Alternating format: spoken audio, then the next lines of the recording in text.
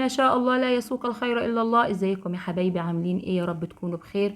النهارده هنعمل مع بعض اكله من التراث القديم، اكله تقيله وجميله وهتعجبكم، وامكانياتها بسيطه وسهله. احنا نسيناها من زمان، بس انا حبيت اعيد التراث بتاعنا، الاكلات الجميله السمينه اللي احنا مستهونين بيها بس هي فعلا حلوه. دي اسمها بليلة الحمص، كل بلد بتسميها باسمها وبطريقتها. انا النهارده هعملها لكم برضو بالطريقه بتاعتي اللي انا متعوده عليها.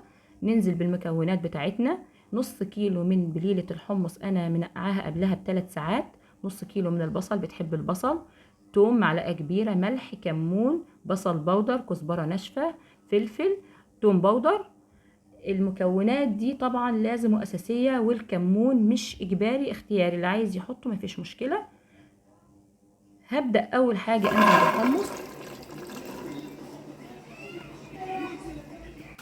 بعد كده هنزل بالمية السخنة بتاعتي، بعد كده أنا هقطع البصل قطع صغيرة زي ما حضراتكم شايفين. هنزل بيها في حلة الضغط بتاعتي. الحلة دي بالكهرباء، اللي عنده حلة بروستو عادية مفيش مشكلة، حلة الطبخ العادي مفيش أي مشكلة، بس طبخة الحل العادية بتاخد وقت، لكن هنا بتاخد معانا نص كيلو بالظبط. أنا ظبطتها. بعد كده بختبر بعد نص ساعة، خلاص هتبتدي تدخل على التسوية.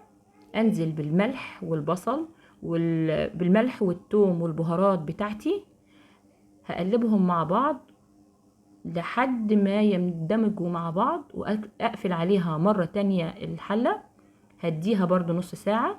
وادي كده كملت التسوية بتاعتها. ده شكلها النهائي، وانا كمان عاملاها فتة. العيش ده عيش شمسي وانا هعمله معاكم في البيت. عملته فتة بيها. بنقطع العيش في الطبق وبنجيب الحمص سخن وننزله عليها، وانا عرضاه النهارده مع مخلل ومع البليلة من غير فتة.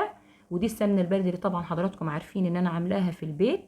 دي اكلة جميلة جدا، محدش يسيبها، جربيها ومش هتندمي. لو عجبك الفيديو ما تنسينيش باللايك والشير وفعلي زر الجرس